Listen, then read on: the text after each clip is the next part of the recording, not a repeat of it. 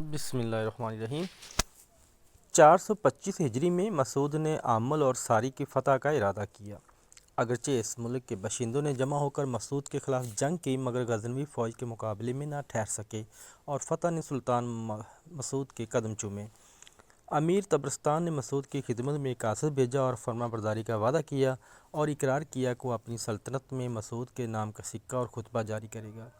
امیر طبرستان سے صلح کے بعد جب سلطان مسعود نے غزنی کی طرف کوچ کیا، اسی دوران میں ہندوستان سے یہ خبر ملی کہ احمد نیالتگین نے سرکشی کر کے بغاوت کر دی ہے۔ مسعود نے ایک ہندو سردار کو اس کی سرکوبی کے لیے بھیجا۔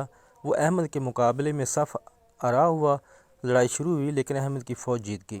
مسعود نے خبر سنی تو تغلق بن حسین کو، جو ہندوؤں کا امیر الامراء تھا، نیالتگین کی سرکوبی کے لیے بھیجا۔ تغلق نے موقع پر پہنچ کر احمد کو شکست دی۔ احمد پریشان اور بدحواس ہو کر سندھ کی طرف بھاگا۔ تغلق نے اس کا تعاقب کیا اور اس کے ساتھیوں میں سے جو بھی ملا اس کے ناک اور کان کاٹ کر چھوڑ دیا۔ احمد انتہائی پریشانی میں دریائے سندھ کے کنارے پہنچا اور چاہتا تھا کہ دریا کو پار کر کے زندہ اور سلامت نکل جائے۔ دریا میں دفتن سیلاب آیا، احمد اس میں بہہ گیا۔ جب پانی کے بہاؤ سے احمد کی لاش کنارے آ لگی تو غزنوی فوج نے سر کاٹ کر نیالتگین کا سر مسعود کے پاس غزنی بھیج دیا۔ ناظرین، 427 ہجری میں غزنی میں ایک نیا محل تعمیر ہوا۔ اس محل میں ایک جڑاؤ تخت بچھایا گیا اور ایک 70 من وزنی سونے کا تاج سونے کی زنجیروں سے باندھ کر اس تخت کے اوپر لٹکا دیا گیا۔ مسعود نے دربار عام کا انعقاد کروایا۔ جڑاؤ تخت پر جلوہ افروز ہوا۔ اس سونے کے تاج کو سر پر رکھ کر خاص و عام سے ملاقات کا شرف بخشا۔ اسی سال مسعود نے اپنے بیٹے امیر مودود کو طبل و علم برداروں کے ساتھ بلخ روانہ کیا اور خود ہانسی کا قلعہ فتح کرنے ہندوستان روانہ ہوا۔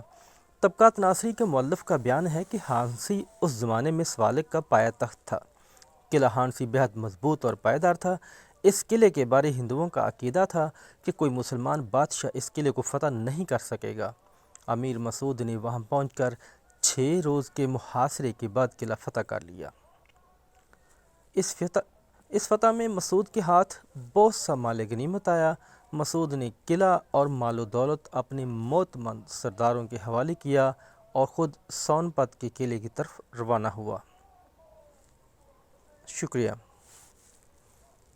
یا اللہ ہمارے ملک کی حفاظت فرما، آمین۔